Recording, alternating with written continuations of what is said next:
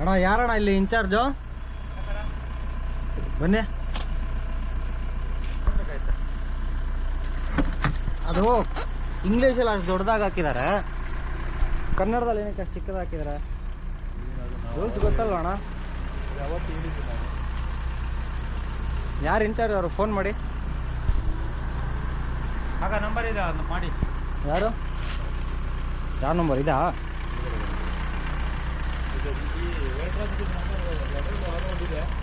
ಹಾಂ.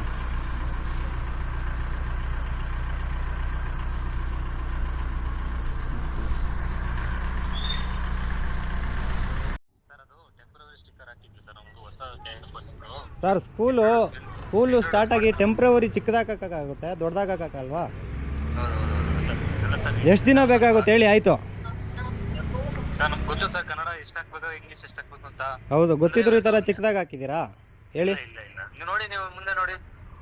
ನಾನು ನೋಡ್ತಾ ಇದ್ದೀನಿ. ನಾನು ಅಲ್ಲಿ ನೋಡ್ತಾ ಇಲ್ಲ, ನಾನು ಆಚೆ ನೋಡ್ತಾ ಇರೋದು.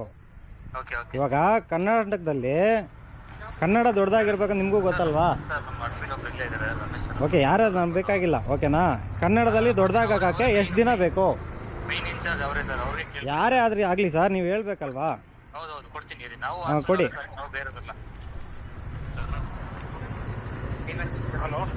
ಹಲೋ ಹಲೋ ಸರ್, ಅದು ಇವಾಗ ಕನ್ನಡದಲ್ಲಿ ಬೋರ್ಡ್ ಹಾಕಕ್ಕೆ ಎಷ್ಟು ದಿನ ಟೈಮ್ ತೊಗೊತೀರಾ?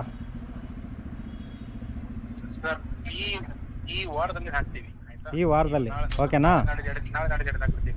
ಹೌದಾ? ಓಕೆ, ದಯವಿಟ್ಟು ಕನ್ನಡದಲ್ಲಿ ಹಾಕಿ, ಓಕೆನಾ? ಹಾಂ, ಹೌದಾ? ನಾನು ಹೋಗ್ತಾ ಬರ್ತಾ ನೋಡ್ತಾ ಇದ್ದೀನಿ. ಮೋಸ್ಟ್ಲಿ ಟೆಂಪ್ರವರಿಗೆ ಹೊಸ್ತಾ ಅಲ್ವಾ ಸ್ಕೂಲು, ಮೋಸ್ಟ್ಲಿ ಹಾಕಿರ್ತಾರೆ ಅಂತ ನಾನು ಸುಮ್ಮನೆ ಅದೇ. ಬಟ್ ಚೇಂಜ್ ಆಗಲೇ ಇಲ್ಲ ಇದು. ನಾನು 1 ಮಂತಿಂದ ನೋಡ್ತಾ ಇದ್ದೀನಿ.